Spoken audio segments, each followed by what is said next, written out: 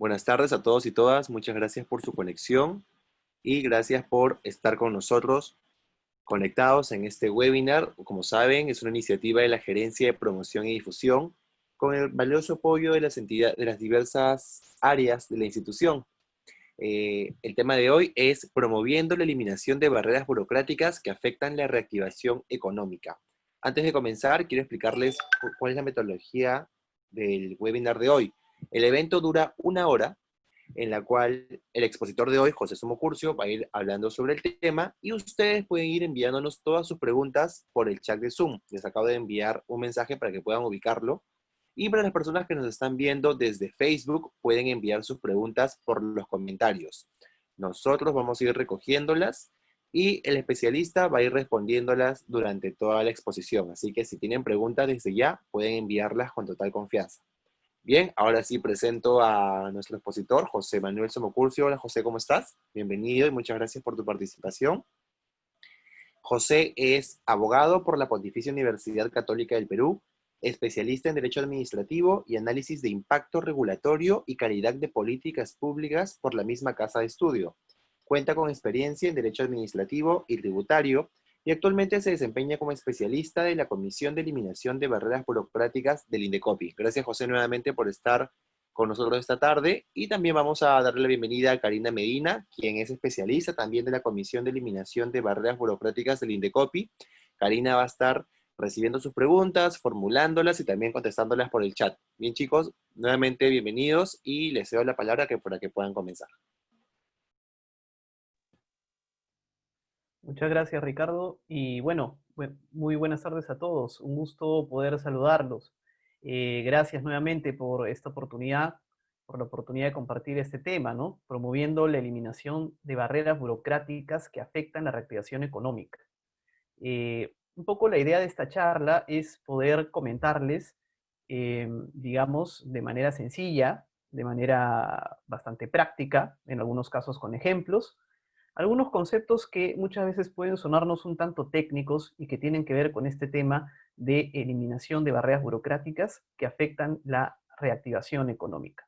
De tal manera que la información que se les brinde el día de hoy pueda serles de muchísima ayuda en su día a día. Bien,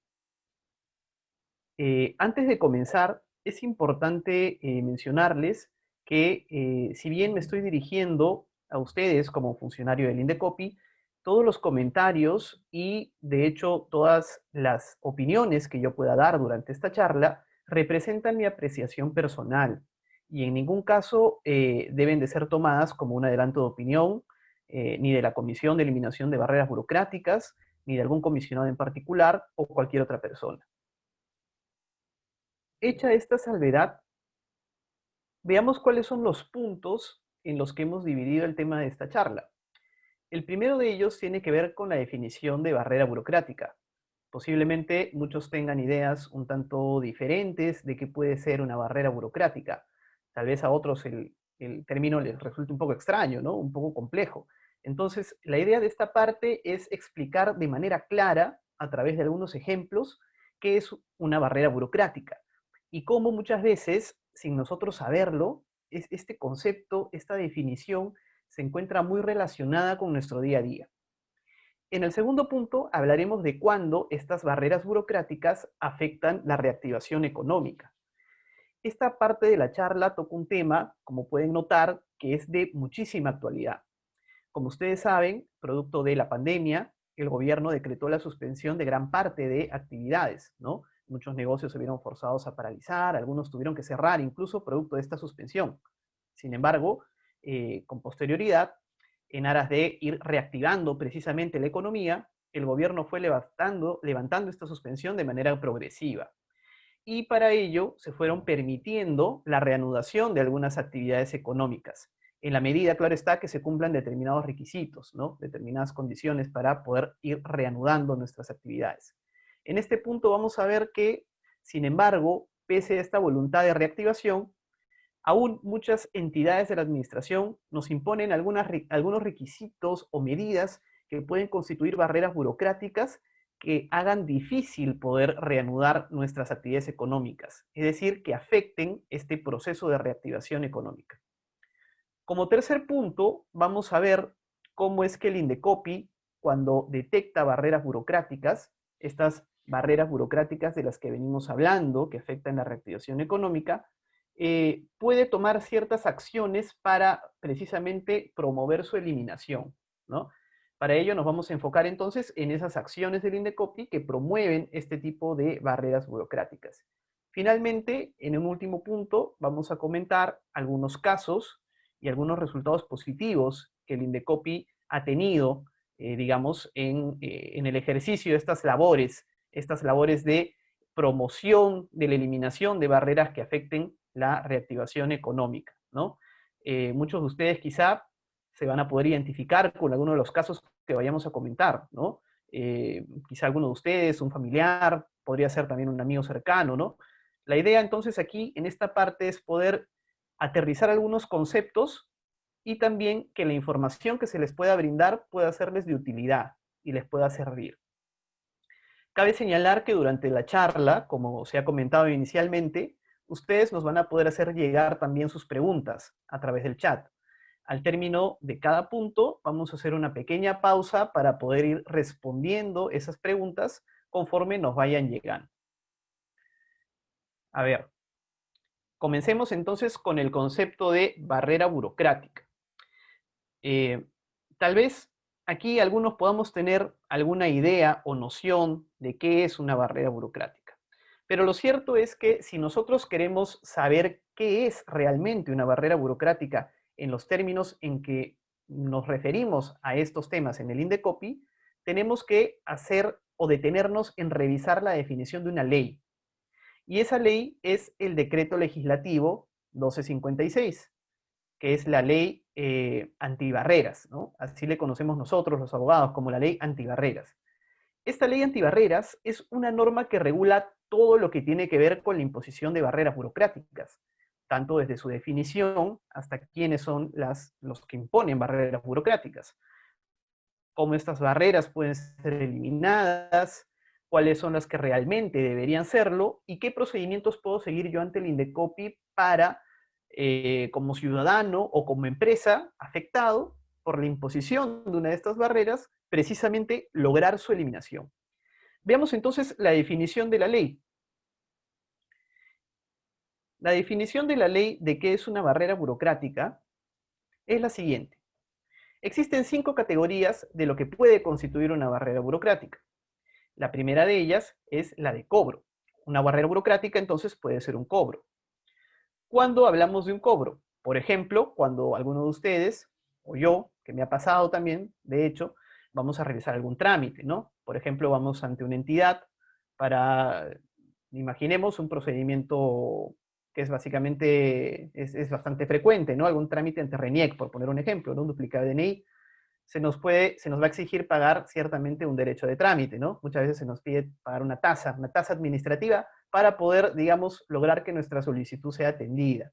Bien, en este caso entonces estamos ante un cobro, el cobro de un derecho de tramitación para, digamos, poder solicitar algo ante una entidad de la administración. Entonces, la primera categoría de barrera burocrática es la de cobro. Así también tenemos, por ejemplo, las exigencias y requisitos. Las barreras también pueden ser exigencias y requisitos. Imaginemos, por ejemplo, que con motivo de esta coyuntura nos decidimos por invertir algún ahorro en, digamos, abrir algún negocio o emprendimiento. Bien, imaginemos que queremos abrir una tienda de postres, digamos. Y digamos que lo que necesitamos en primer lugar para poder abrir esta tienda, evidentemente desde una perspectiva de la formalidad dentro del ámbito de la ley, es obtener una licencia de funcionamiento. Y para poder obtener esa licencia de funcionamiento, lo más probable, de hecho lo que debería hacer, es que la municipalidad nos pida cumplir con ciertas exigencias, ciertos requisitos. Por ejemplo, podría pedirte como exigencia que tu establecimiento cumpla con determinadas condiciones, que hagan de él un establecimiento seguro, ¿no? Que, digamos, para el desarrollo de la actividad, para la atención al público. Ese es un ejemplo de exigencia. También podría pedirte la presentación de diversa documentación, ¿no? Ese es el caso de los requisitos. Los requisitos van a ser siempre estos documentos que te pide la entidad, ¿no? la clásica figura del papeleo, ¿no? Muchas veces cuando las entidades nos piden algún tipo de documento, nosotros decimos, bueno, nos pide presentar esto, aquello, ¿no? Entonces son muchos papeles. Estos son siempre requisitos. Entonces, estas son barreras burocráticas, exigencias y requisitos. Ahora, las barreras burocráticas también pueden ser muchas veces limitaciones y prohibiciones. Pueden tomar esta forma. Cuando estamos ante barreras burocráticas que son limitaciones, por ejemplo, cuando las entidades delimitan el campo de acción de las personas.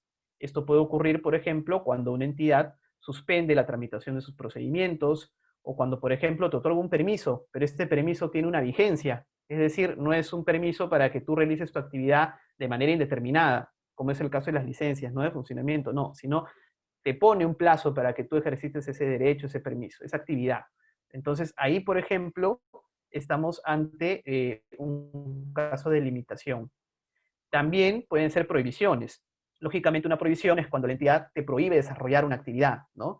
Ahí, por ejemplo, de plano te dice, tú no puedes desarrollar esto, no puedes desarrollar, digamos, este tipo de actividad porque está prohibida por una serie de razones, ¿no? Podría ser por un tema de compatibilidad, ¿no? Etcétera, de seguridad. Entonces, ese es un tipo de barrera burocrática también, las prohibiciones. Ahora, para completar la definición de barrera burocrática, conforme con la ley antibarreras, diremos entonces que una barrera burocrática puede tomar la forma de un cobro, una exigencia, requisito, limitación o prohibición. Bien, tanto para la tramitación de procedimientos administrativos como para poder desarrollar una actividad económica. Y aquí alguno de ustedes podría preguntarme, siendo que la definición de una barrera burocrática, como estamos viendo, son precisamente estas medidas que la autoridad te puede exigir, te puede imponer para desarrollar una actividad o tramitar un procedimiento, ¿acaso está mal? Es decir, ¿está mal que las autoridades te exijan este tipo de medidas, de barreras burocráticas, para poder aprobarte una actividad o un trámite? Y la respuesta ciertamente es no. No es malo que las entidades necesariamente te exijan este tipo de medidas, ¿no? De pronto puede ser sumamente válido, ¿no? Imaginemos que existan ciertas condiciones en materia de seguridad o de salud que las entidades quieran precisamente cautelar, ¿no? De hecho, esa es la finalidad, ¿no? De la exigencia muchas veces de estas medidas.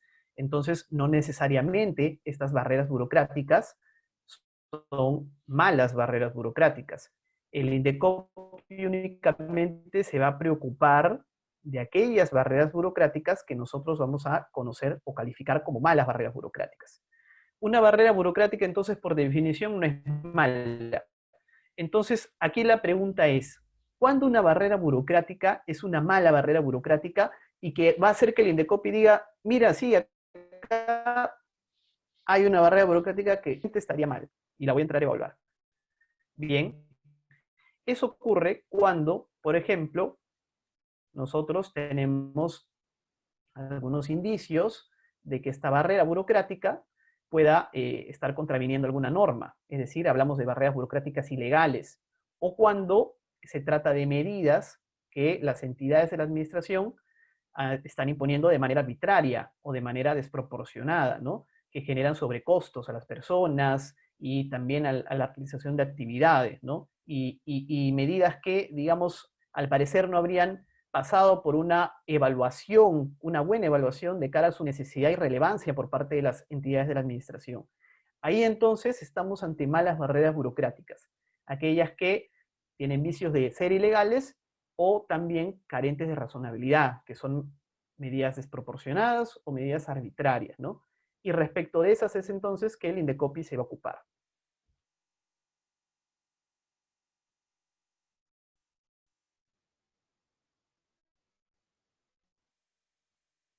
Se desprende de lo anterior y que tiene que ver con quién impone estas barreras burocráticas, ¿no?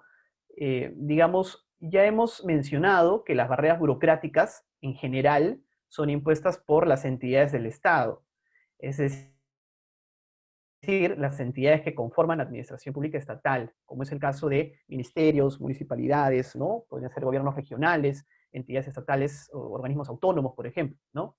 Es importante remarcarlo. ¿Por qué? Porque con cierta frecuencia nos suelen consultar sobre si una medida impuesta por una entidad privada, por un particular, por ejemplo, también puede calzar como barrera burocrática? Esa es una pregunta que suelen hacernos en muchos foros, en muchas charlas, ¿no?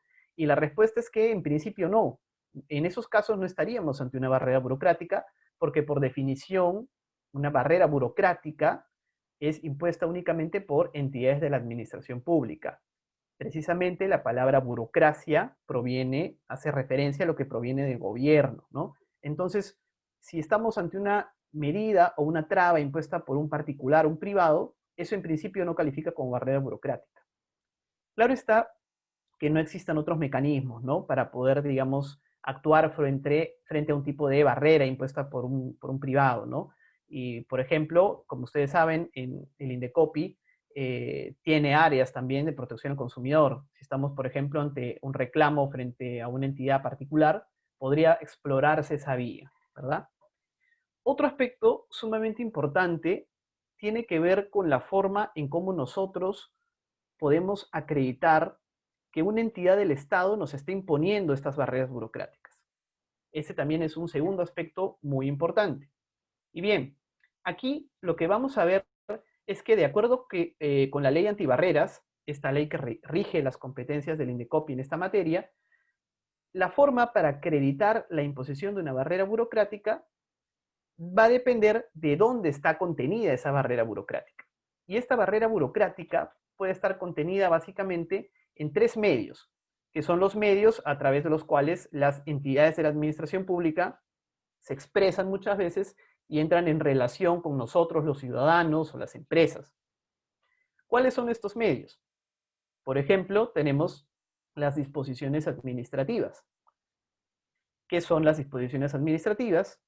No son otra cosa más que normas de rango inferior a la ley, como los reglamentos, las resoluciones ministeriales, etcétera. Incluso dentro de este concepto entran también las ordenanzas, los decretos de alcaldía, las normas de gobiernos regionales. Ahora, la característica de estas disposiciones administrativas es que están dirigidas a una generalidad de personas. Pensemos, por ejemplo, en una ordenanza municipal que establece algunas exigencias para prestar algún tipo de servicio. Imaginemos que yo quiero, digamos, prestar el servicio de taxi, ¿no? Entonces, hay una ordenanza municipal que, imaginemos, regula ciertas condiciones o requisitos para que yo pueda desarrollar esta actividad. Aquí estamos, entonces, ante requisitos, exigencias, es decir, barreras que están contenidas en una disposición administrativa, que es la ordenanza. Toda vez esta ordenanza se aplica a una generalidad de personas que vendrían a ser los residentes de ese distrito que quisieran desarrollar esta actividad económica en la jurisdicción municipal. Ahora, otro de los medios que también pueden constituir barreras burocráticas son los llamados actos administrativos. ¿Y qué debemos entender por actos administrativos? Pues a toda comunicación de una entidad que, digamos, se dirige de manera particular a una persona o a un grupo de personas. Bien, aquí la diferencia con las disposiciones administrativas es que en estos casos la comunicación va dirigida siempre a alguien, no está, digamos, dirigida a un número indeterminado de personas, sino se está bien acotado a una persona o empresa o grupo de personas en particular. Por ejemplo, podríamos mencionar las observaciones que, digamos, efectúa una entidad frente a una solicitud. Imaginemos que yo estoy tramitando el mismo ejemplo, ¿no? La licencia de funcionamiento para mi tienda. Entonces, esta tienda de postres, ¿no? Que les comentaba previamente, y que ingreso mi solicitud a la municipalidad, ¿no? En cumplimiento de ciertos requisitos. Y que de pronto la municipalidad me responde y me dice, mira, José, si bien me has presentado esto, aún tú necesitas presentar esto más, ¿no? Tienes que cumplir todavía con estos requisitos más para poder obtener tu licencia. Ahí estamos entonces ante un acto administrativo, porque hay una respuesta que está dirigida particularmente a mí por parte de la entidad y que me está estableciendo más requisitos, más barreras burocráticas. Entonces, las barreras pueden estar contenidas también en estos actos administrativos.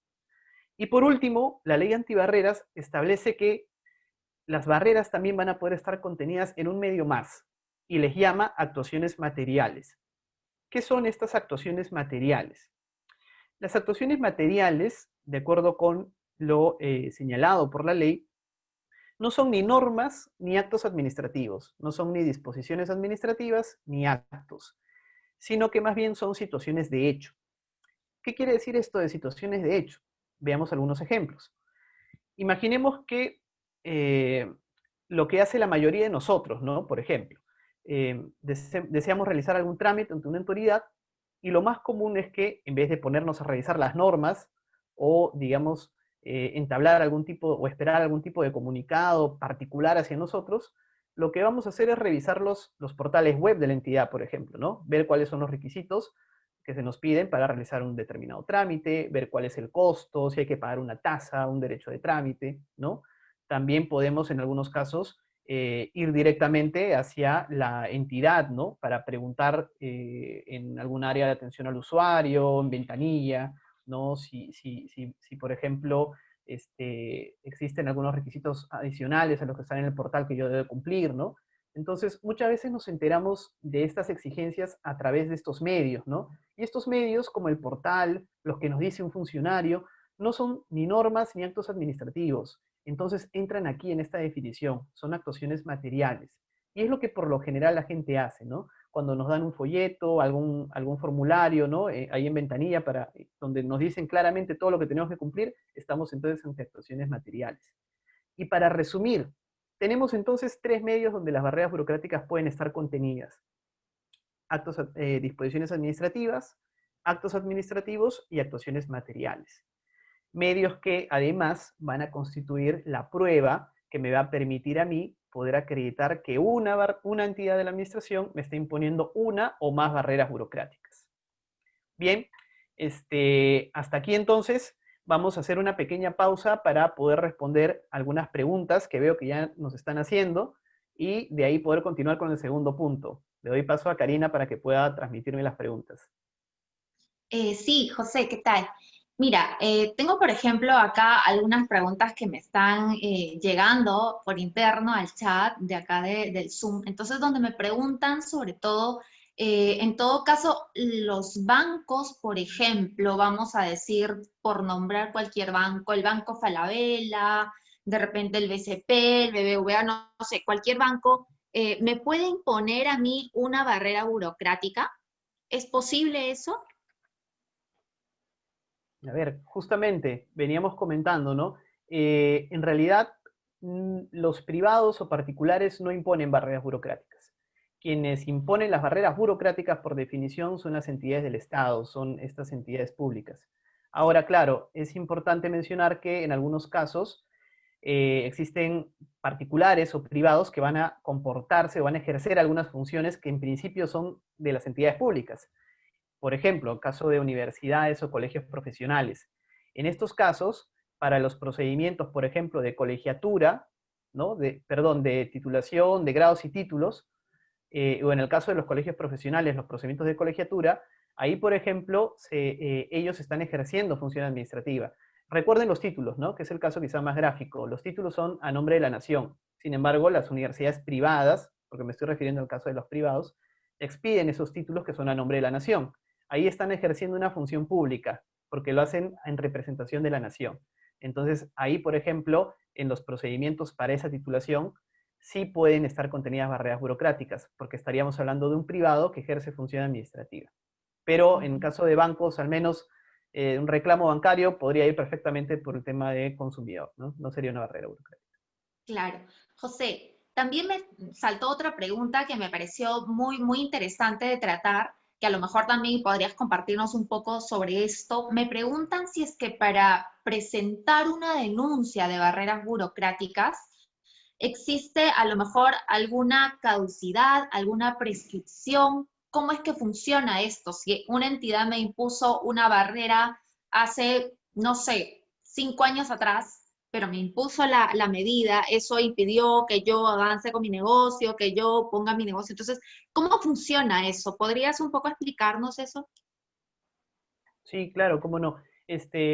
Mira, no hay una caducidad. Si existe una barrera burocrática que está, digamos, impidiendo que tú desarrolles una actividad económica o, digamos, que inicies de cero una actividad o que estés desarrollando la actividad, pero te está generando algún perjuicio durante el desarrollo, es decir, que puede estar afectando tu permanencia en el mercado, entonces tú tranquilamente puedes imponer una denuncia, ¿no? Contra esa autoridad por la imposición de esa barrera. No importa si, digamos, se trata de una barrera que te ha impuesto hace mucho tiempo, si al día de hoy te genera esos daños, esos perjuicios, puedes denunciarla ante el INDECOPI. Ujú. Sí, y también una última pregunta ya, digamos, para pasar a la siguiente etapa de esta exposición. Mira, me preguntan si es que, ¿qué pasa si yo pongo determinado reclamo ante una entidad? Por ejemplo, vamos a decir una entidad X, OSIPTEL. Yo pongo un reclamo ante OSIPTEL. ¿Qué pasa si es que esta entidad no me contesta? Pasan, no sé, pasa una semana, dos, tres, un mes, 2 meses, la entidad nunca me contestó. ¿Qué sucede? En este caso, ¿podríamos tratarlo como una barrera burocrática? ¿Se trata de una barrera? Bueno, es una pregunta muy importante porque me permite poder explicarles un poco, ¿no? Nosotros en la ley antibarreras tenemos, si bien tenemos la definición de qué es una barrera, también tenemos un detalle de que no es una barrera burocrática. Es una lista de ciertos supuestos que nos excluyen de la definición de barrera burocrática. Y uno de esos supuestos es precisamente las omisiones, ¿no? Por omisiones, cuando una entidad, por ejemplo, no se pronuncia. Tú presentas alguna solicitud, un escrito, como en este caso nos planteaba Karina, ¿no? Y digamos la entidad no se pronuncia nunca. Entonces, esa omisión no puede ser una barrera burocrática, porque la ley la excluye de su definición. ¿Por qué razón la excluye? Porque para eso existen otros remedios, como el régimen de silencio administrativo, ¿no? Tú puedes dar en muchos procedimientos, frente a una falta de respuesta de una entidad, puedes dar por válida o aprobada tu solicitud, ¿no? Si es que estamos hablando de un silencio administrativo positivo, ¿no? Ujú. Sí, José. Y una última preguntita, así que acaba de llegarnos, que sí me parecería también bien importante de precisar. Mira, me dicen, por ejemplo, en el caso de las universidades públicas, ¿qué pasa cuando estas universidades te piden, por ejemplo, el requisito de no adeudar, una constancia de no adeudo a la facultad, una constancia de no adeudo a la biblioteca? ¿Qué sucede? En esos casos constituye una barrera cuando se trata de la obtención de un grado, de grados y títulos. ¿Es una barrera en este caso? Sí, sí, Karina. La pregunta es muy válida. Realmente nosotros estamos familiarizados con ese tipo de exigencias, ¿no? Que muchas veces las universidades privadas, pero que ejercen estos procedimientos que te digo, donde hay función administrativa, bueno, nos suelen pedir muchas veces este tipo de documentación. Documentación que constituye una barrera burocrática y que podría estar vulnerando ahí algunas normas, porque te comento que, por ejemplo, así de manera rápida, hay una ley, que es la ley que rige el procedimiento de las entidades de la administración, ¿no? Los procedimientos administrativos, y que establece que no te pueden pedir información, o una entidad no te puede pedir información que ella ya cuente o con la que ella misma pueda recabar. Entonces, pedirte este tipo de constancias de no adeudo, cuando ellas podrían perfectamente acceder en su propio sistema y ver si realmente adeudas o no, no tiene mucho sentido. Entonces, definitivamente sí. Bien, entonces vamos a continuar ya con el segundo punto de esta charla, que aborda precisamente la siguiente pregunta. ¿Cuándo una barrera burocrática afecta la reactivación económica? Como ya se comentó, aquí hablamos de un tema de mucha actualidad. Como saben, desde marzo de este año nos encontramos en un periodo de emergencia sanitaria, decretada por el Ministerio de Salud hasta el 7 de diciembre de este año. En ese contexto, y a fin de evitar el contagio de COVID-19, ¿no? El gobierno restringió inicialmente todo tipo de actividad a lo mínimamente esencial. Por ejemplo, las únicas actividades que se permitían inicialmente eran aquellas vinculadas con producción y venta de combustibles, servicios financieros, productos de primera necesidad, ¿no? Sin embargo, esta suspensión masiva de actividades, principalmente económicas, no era una opción sostenible, porque el impacto negativo en la economía era muy grande. Y de hecho ya nosotros sabemos, ¿no? Todo lo que ha generado este tipo de la suspensión de estas actividades, ¿no? Si bien perseguían un fin, digamos, que era evitar el contagio, mantenerlas en el tiempo hubieran hecho insostenible, digamos, el manejo también de determinadas actividades o de la economía misma, ¿no? A nivel nacional. Entonces, lo que se empezó a hacer es ver la forma de reactivar precisamente la economía. Y, y esta pregunta de cómo reactivar la economía nacional halló la respuesta en quizá lo más lógico, que sería reanudar estas actividades económicas que estaban o habían sido objeto de suspensión. Pero dado que aún había una gran cantidad de contagios y que, como todos sabemos, la infraestructura de los hospitales era muy limitada y todo lo que se generó y de lo que ya evidentemente sabemos y conocemos, es que esta reactivación económica se iba a realizar siguiendo una estrategia que consiste básicamente en dos puntos.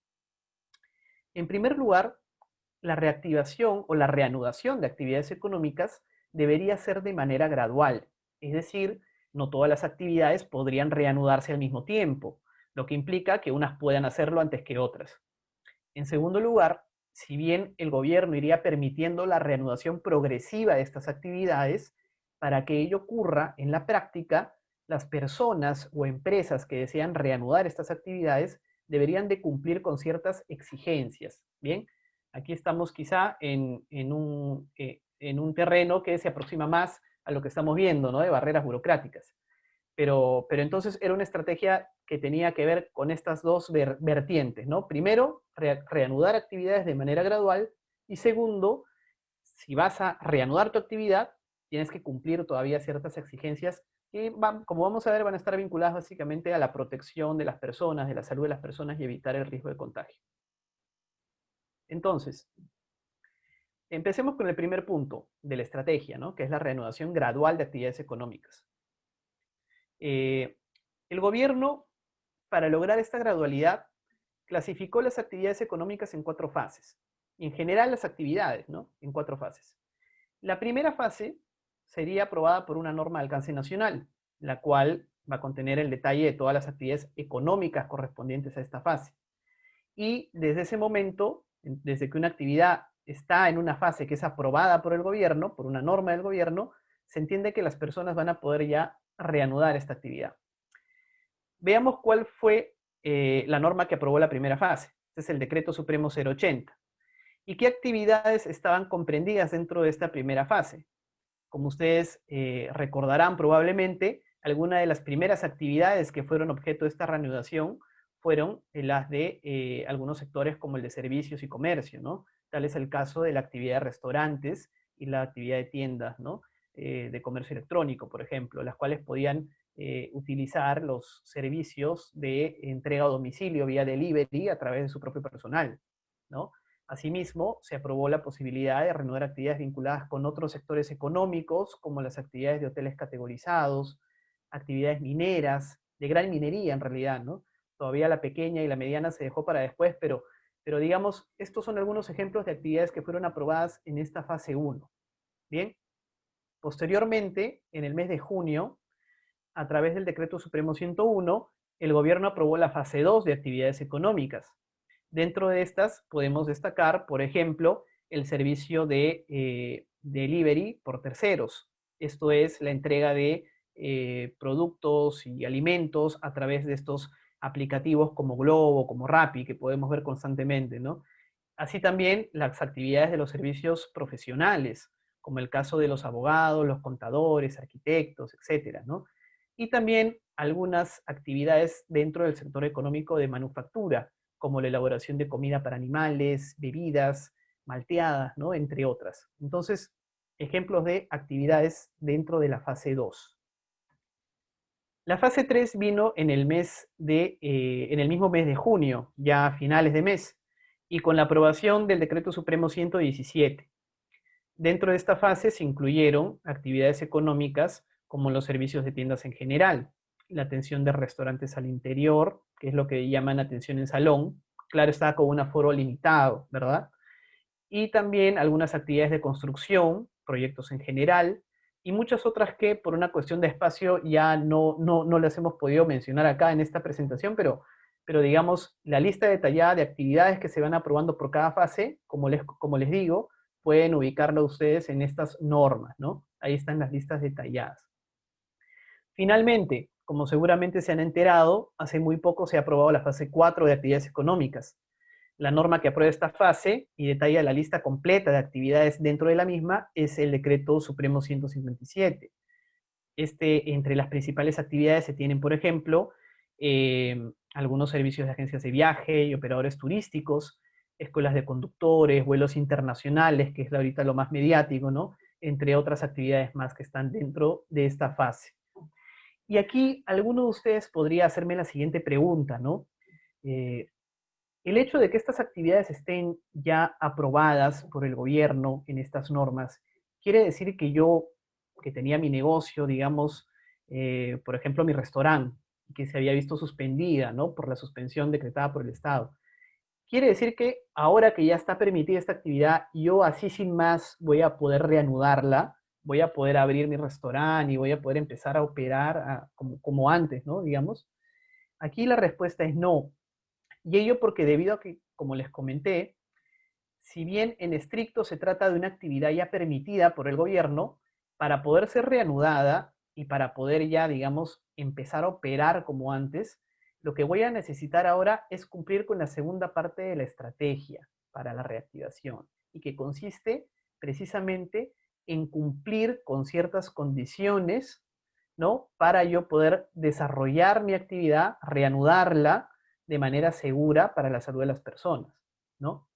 Entonces, eh, pongamos un ejemplo, un poco antes de pasar a cuáles son estas condiciones o requisitos que ahora me piden para yo poder, digamos, desarrollar o reanudar mi actividad.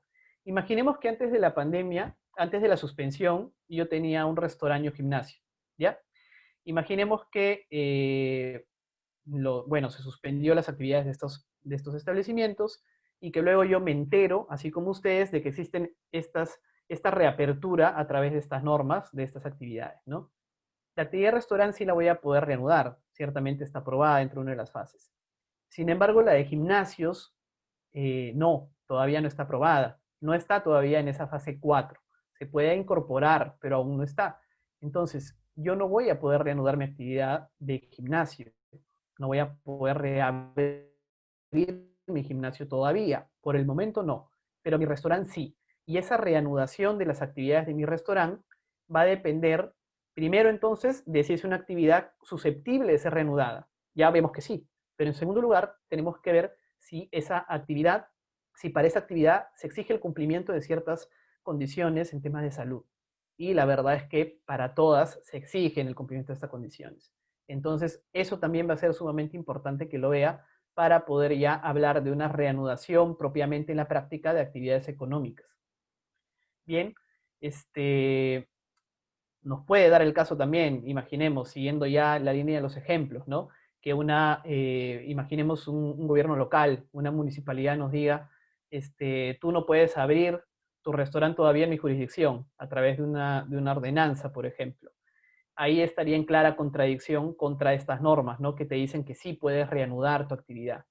Entonces, recordemos que las barreras burocráticas pueden ser también prohibiciones. Entonces, una prohibición de ese tipo podría estar claramente yendo contra la reactivación. Sería una barrera burocrática que afecta a la reactivación económica, que es justamente de lo que estamos hablando en este segmento, ¿no? Aquellas barreras que puedan afectar la reactivación económica. Vayamos entonces ahora a este segundo punto de la estrategia que les comentaba, ¿no? Y que ya es mucho más práctico que el anterior y que tiene que ver con, digamos, qué es lo que tengo que yo cumplir como emprendedor, como persona con negocio, como empresa, sea grande, mediana, chica, la verdad es que no interesa el tamaño, qué es lo que tengo que yo cumplir para poder reanudar mi actividad económica. Bien, y lo que tenemos que cumplir es lo siguiente. Si tu actividad ya está permitida en alguna de las fases anteriores, lo que tienes que hacer primero es observar lo dispuesto por algunas normas aprobadas por la autoridad. Y normas que están vinculadas, como ya les he adelantado, precisamente con cautelar la salud de las personas.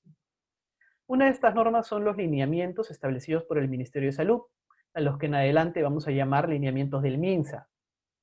Estos lineamientos no son más que medidas de seguridad que las empresas y personas que desean reanudar actividades económicas deben de cumplir cuando éstas tienen trabajadores a su cargo. Por ejemplo, ¿no? Imaginemos que yo tengo una peluquería, ¿no? Y que tengo, digamos, esta peluquería se vio suspendida, o esta barbería se vio suspendida, ¿no? Las actividades, y que quiero reanudar, y tengo 3 personas a mi cargo. Entonces, ahí hay un tema laboral, digamos, que tiene que ver con cumplir ciertas medidas para yo poder garantizar la protección y que estas personas, los trabajadores, no se contagien, ¿no? Entonces, los lineamientos del MINSA van por ahí, ¿no? Son básicamente 7 lineamientos que tienen que ver precisamente con medidas de higiene, procedimiento para la reincorporación de trabajadores a las actividades. Como ustedes saben, hay personas que tienen más riesgo frente a la enfermedad, ¿no? Frente al contagio, la enfermedad en sí. Entonces, todo eso se tiene que evaluar. Incluso, dependiendo del riesgo, de acuerdo con estos lineamientos, algunas empresas deben de proporcionar equipos de protección personal a sus trabajadores, ¿no? Entonces, todas estas medidas están contenidas en estos lineamientos del MINSA. Ahora, otra de las normas que el gobierno o el Poder Ejecutivo dice que también tenemos que observar de manera obligatoria antes de pensar en reanudar, son los protocolos sanitarios del sector. Estos protocolos, al igual que los lineamientos del MINSA, contienen medidas de protección y seguridad que deben de tenerse en cuenta durante la reanudación de actividades a fin de evitar el contagio de COVID. Pero la diferencia es que estos protocolos no están orientados a prevenir el contagio exclusivamente en los trabajadores o en los centros de trabajo. Aquí, estos protocolos también piensan en medidas que puedan garantizar este riesgo de contagio, digamos, proteger contra este riesgo de contagio en toda la cadena de producción o de servicios de una actividad económica específica. Y por lo tanto, estos protocolos son aprobados por los ministerios o los sectores a los que pertenecen estas actividades. Por ejemplo, no sé si alguno de ustedes haya pedido alguna vez algo por delivery, un alimento, un producto, ¿no? Imaginemos que hemos pedido una laptop o algún tipo de, no sé, alimento, ¿no? Comida. Al momento de dejar este bien, el repartidor pone muchas veces un banquito, ¿no? Y lo deja encima del banquito y luego se aleja. Se aleja para que el consumidor pueda recogerlo, ¿no? Esta, por ejemplo, es una medida que está recogida en un protocolo sanitario para el sector, ¿no? Aprobada por el Ministerio de Producción y específicamente que contiene este tipo de medidas en la cadena de actividades de los repartidores, ¿no? Entonces, este banquito y este alejamiento, esta distancia, son medidas de protección que están contenidas en los protocolos. En este caso particular que les comentaba, estamos hablando del protocolo para las actividades de repartidores. Ahora, algunas actividades económicas no tienen o no cuentan con un protocolo sanitario aprobado por el sector. De hecho, para la gran mayoría, por ejemplo, de actividades de manufactura, no existen protocolos sanitarios, ¿no? Pero lo que sí siempre se va a exigir, porque es transversal a todo tipo de actividades, son los lineamientos del MINSA. Bien, entonces, hasta aquí, ¿qué es lo que yo como empresa o como persona con negocio tengo que hacer para asegurarme, digamos, de que para poder reanudar mi actividad? Primero, asegurarme que mi actividad económica, la que deseo reanudar, esté contenida dentro de una de las fases. Y segundo, observar estas normas de cumplimiento obligatorio, tenerlas en cuenta. Pero ¿para qué me pide el gobierno tenerlas en cuenta? Para elaborar luego un plan de vigilancia. Ese plan se denomina Plan de Vigilancia, Prevención y Control de COVID-19 en el trabajo. Y es al que llamaremos en lo sucesivo Plan de Vigilancia COVID. Este plan debe ser registrado ante el Ministerio de Salud de manera muy sencilla, enviándolo por correo electrónico. Bien, este plan de vigilancia se debe elaborar una vez que has observado los lineamientos del MINSA. Bien, entonces, esa es básicamente la exigencia que se pide para que tú puedas reanudar tu actividad económica. Observar estas normas y elaborar tu plan de vigilancia en el trabajo. Y enviarlo, lógicamente, al Ministerio de Salud. Ahora, ¿en qué consiste este plan de vigilancia COVID y quiénes son los que deben de elaborarlo? Este es un documento que deben elaborar todas las empresas y que, o personas que tengan trabajadores a su cargo, ¿no? Y que, como hemos comentado, deben de contener un compromiso de cumplir con las medidas que están contenidas en estos lineamientos del Ministerio de Salud. Entonces, si tú tienes una actividad que ya está aprobada en alguna de las fases, ya cuentas con tu plan de vigilancia elaborado y lo has registrado en el Ministerio de Salud vía correo electrónico, no tienes ningún problema para iniciar tus operaciones. ¿Y qué pasa entonces si una entidad del Estado te impone algún requisito adicional para poder reanudar tu actividad económica, adicional a la elaboración de este plan de vigilancia y remisión al MINSA? Ahí está incurriendo, digamos, ante una vulneración de las normas emitidas por el gobierno en el marco de la reactivación económica.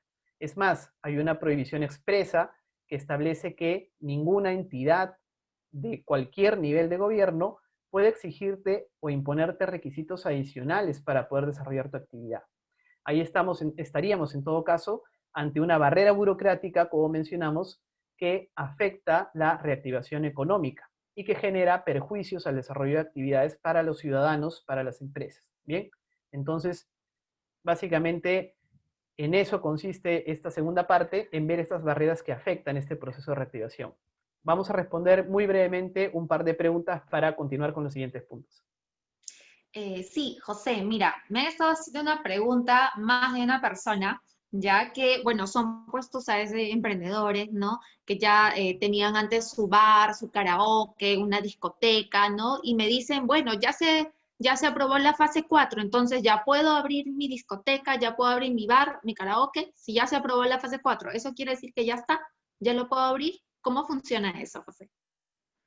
Sí, mira, justamente, si bien ya se ha aprobado esta fase 4, esta norma que aprueba la fase 4 contiene la lista de todas las actividades que están permitidas de reanudar, ¿no? Actividades que están permitidas a partir de la aprobación de la norma. Incluso en esta oportunidad se dijo que recién estas actividades se iban a poder permitir, por ejemplo, el caso de vuelos, ¿no? A partir del día del 5, ¿no? Del día de hoy, esta fecha. Entonces, eh, pero hay algunas actividades que todavía no están en ninguna de las fases, ni siquiera en esta fase 4. Y precisamente estas actividades que congregan masivamente una gran cantidad de personas son las que no están todavía incluidas.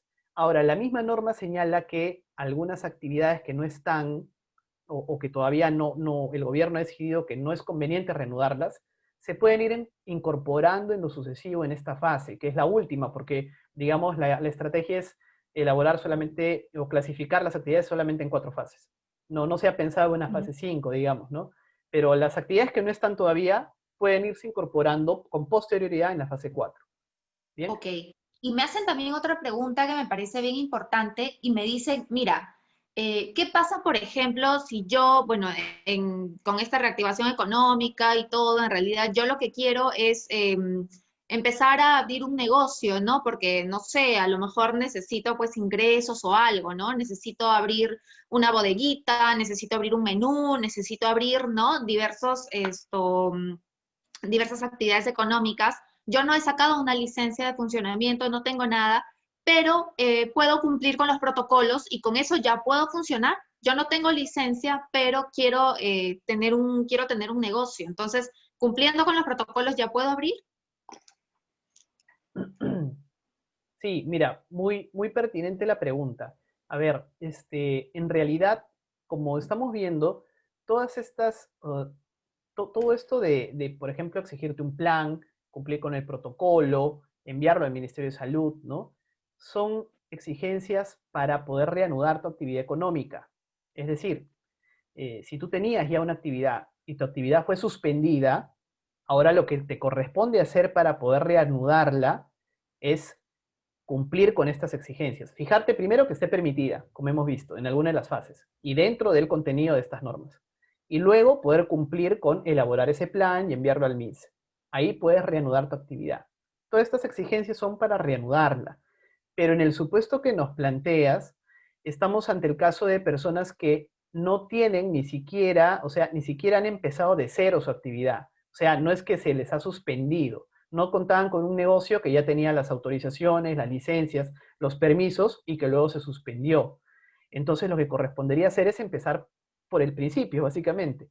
Obtener tu autorización, tu licencia, etcétera, y de ahí, lógicamente, acogerte también a estos protocolos, ¿no? Eso es lo que correspondería en ese caso. Sí, José, una chiquitita y una última ya para Sí, terminar con las preguntas. cómo no. Mira, me dicen, por ejemplo, si yo soy un trabajador independiente, yo soy un odontólogo y bueno, solamente trabajo con una persona, que es la persona que recibe a los pacientes. Entonces, ¿necesito yo tener este plan de vigilancia de COVID? ¿Necesito sacarlo? Porque solamente soy yo y solamente es una segunda persona. No tengo un negocio grande, no voy a tener un gran aforo de gente, solo trabajo yo. ¿Necesito esto? Muy buena pregunta, muy pertinente. A ver, este plan de vigilancia que, digamos, se debe cumplir para poder renovar la actividad, aplica ahí donde tengamos trabajadores a nuestro cargo, ¿no? Entonces, si tú eres un profesional que de pronto tiene un asistente, tiene alguna persona que lo asiste o le apoya con el desarrollo de su actividad, debes de contar con un plan, ¿no? Con un plan de vigilancia que cautele precisamente al riesgo de contagio entre los trabajadores, ¿no? Pero si eres una persona independiente, ahí no tiene mucho sentido. Claro, tú debes de aplicar de todas maneras medidas de protección porque vas a tratar personas, ¿no? O sea, el odontólogo va a tener una clientela y va a atender, ¿no?, a las personas que necesitan o requieren sus servicios. Entonces, a lo que un profesional, digamos, independiente, que no tiene trabajadores a su cargo, no tiene necesariamente que enviar este plan ante el Ministerio de Salud, pero lo que sí va a tener que hacer de todas maneras es cumplir con las medidas de seguridad, de higiene que están establecidas en estas normas, ¿no? Entonces, básicamente esa sería la respuesta frente a la pregunta de estos profesionales independientes, que en algún momento se pensó que no debían cumplir, o algunas personas interpretaron que no debían cumplir con medidas de seguridad, pero no es así tampoco. Bien, bueno, vamos a pasar ya a los últimos temas de esta charla, de este webinar, y que tiene que ver con responder básicamente dos preguntas, ¿no? ¿Cómo promueve el Indecopi la eliminación de estas barreras burocráticas, de estas barreras que afectan la reactivación económica? Aquí tenemos que comprender básicamente dos cosas. Primero, que el Indecopi, en materia de barreras burocráticas, tiene dos procedimientos, ¿no? Los procedimientos de oficio y los procedimientos de parte. Los procedimientos de parte, en sencillo, es cuando una persona presenta una denuncia formal, a través de la cual denuncia la imposición de una barrera burocrática por una entidad de la administración pública. En los procedimientos de oficio es distinto. Aquí quien investiga, digamos, o quien va directamente a poner el ojo o denunciar una barrera es el propio Indecopi, ¿no? Entonces, eso lo hace mediante siempre una investigación. Aquí, digamos, el área competente, que viene a ser el área de oficio de la Comisión de Barreras Burocráticas del Indecopi, ejerce todas sus competencias para investigar y detectar barreras burocráticas por iniciativa propia, que puedan estar afectando a las personas y a las empresas, ¿no? Entonces, estas investigaciones muchas veces pueden originarse en planes de investigación. ¿Qué quiere decir planes de investigación? Algunas materias que el Indecopi se propone investigar. Obviamente, en el marco de un proceso de reactivación, hoy por hoy lo que se busca investigar o detectar son barreras burocráticas que puedan afectar el proceso de reactivación económica. Pero también muchas veces la investigación de una barrera burocrática puede iniciarse por la presentación de denuncias informativas, que son denuncias anónimas y gratuitas que todos los ciudadanos, cualquier persona natural o empresa puede hacernos llegar también. Vamos a presentar algunos canales ya casi al final de cómo pueden ustedes hacer estas denuncias informativas. Finalmente, la investigación concluye cuando se recomienda el inicio de un procedimiento ante la entidad que está siendo investigada al encontrarse elementos suficientes que te permitan decir, oye, si hay una barrera ilegal o irracional, ¿no? O cuando sea lo contrario, también concluye cuando se archiva la investigación. Pero lo importante aquí es mencionar que todas estas labores de investigación se rigen por un principio que es el principio de acción preventiva. Y este principio quiere decir que el Indecopi, al momento de ejercer estas competencias de investigación, siempre va a buscar que la barrera burocrática sea, en principio, eliminada por la propia entidad que está siendo investigada, para no llegar a escenarios como tener que imponer sanciones, iniciar procedimientos, etc. Bien, ¿cómo el Indecopi entonces, en base a esta acción preventiva, promueve la eliminación voluntaria de barreras burocráticas por parte de las entidades. Por ejemplo, enviándole comunicaciones, diciéndoles, oye entidad, tú aquí estás, digamos, aplicando una medida que afecta estas normas de reactivación, por ejemplo, ¿no? También coordinando constantemente con estas entidades, llamándoles por teléfono, ¿no? Enviándoles correos muchas veces. Y producto de estas coordinaciones, nosotros muchas veces obtenemos resultados sumamente positivos, porque las entidades toman conocimiento de que están aplicando medidas que no son, digamos, no corresponden con el marco normativo y terminan adecuándose. Muchas veces estas imponen medidas por desconocimiento. No conocen que las normas ya han variado, tal vez, o digamos no conocen que hay ciertos límites a sus actuaciones, ¿no? Entonces, producto de estas coordinaciones también, estas eliminan barreras burocráticas de manera voluntaria. Y en una labor preventiva también que cabe destacar, tenemos las capacitaciones. El Indecopi también realiza capacitaciones en temas de barreras burocráticas. Con estas capacitaciones, nosotros difundimos los conocimientos en estas materias en las entidades y evitamos que éstas, cuando aprueben algunas normas o desarrollen sus actividades, impongan barreras burocráticas que puedan afectar a las personas. Bien, son estas tres grandes líneas de acción que tiene el Indecopi en base a este principio de acción preventiva. Y veamos por último, ya para concluir, algunos resultados y casos positivos que hemos tenido a la fecha. Por ejemplo, a la fecha, nosotros hemos, de oficio, en base a estas labores de iniciativa propia, investigado o supervisado el cumplimiento de algunas normas. En el caso de licencia de funcionamiento, se emitió precisamente en el marco de la reactivación económica una norma que es el Decreto Legislativo 1497. En este caso, esta norma simplificaba algunos aspectos para la tramitación de licencias de funcionamiento. Reducía plazos para emitir estas licencias, establecía procedimientos automáticos, por ejemplo, para el cambio de giro, estas empresas que de pronto tenían una actividad y ahora se han tenido que reinventar, ¿no? Entonces, pero muchas municipalidades, gobiernos locales, todavía no se habían adecuado a estas nuevas normas simplificadas.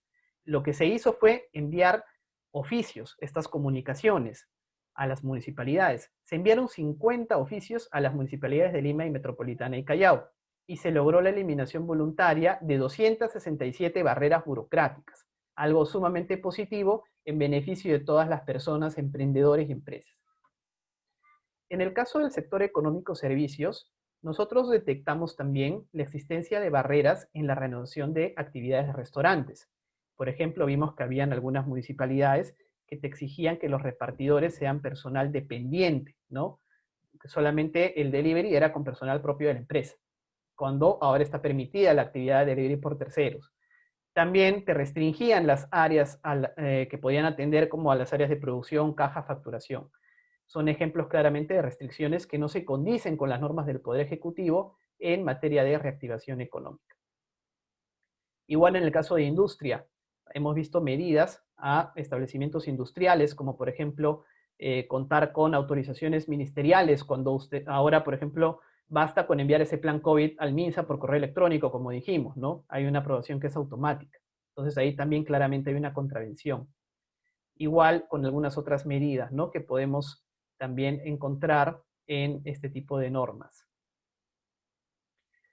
Bueno, tenemos también, ya para concluir, el número de las personas que hemos capacitado en estas materias, ¿no? A la fecha tenemos 1.529 personas capacitadas en temas de barreras burocráticas, personal de ministerios, universidades, municipalidades y gremios. Y esto es sumamente importante porque este número, aunque no lo crean, es mucho mayor al número que obtuvimos cuando, digamos, no estábamos en el marco de un trabajo remoto, lo que demuestra la proactividad del desarrollo de estas actividades de oficio por parte del Indecopi, que siempre está, digamos, proactivamente buscando este tipo de barreras que puedan, digamos, afectar a las personas, ¿no? Tenemos acá algunos medios a los cuales yo les había comentado que ustedes podían hacernos llegar consultas y sobre todo estas denuncias informativas, que son estas denuncias anónimas y gratuitas, ¿no? Por ejemplo, tenemos en pantalla el correo consultas barreras, ustedes pueden tomar nota si gustan, y tenemos también los WhatsApp antibarreras, que son 2 números. A estos medios se pueden plantear aquellas denuncias informativas, la identidad de las personas créanme, va a estar bajo la debida reserva y pueden, digamos, aquí informarnos sobre algunas barreras que, como hemos mencionado, pueden estar afectando el proceso de reactivación económica, pueden estar yendo más allá de lo que dicen estas normas, estas exigencias para poder reanudar tu actividad, ¿no?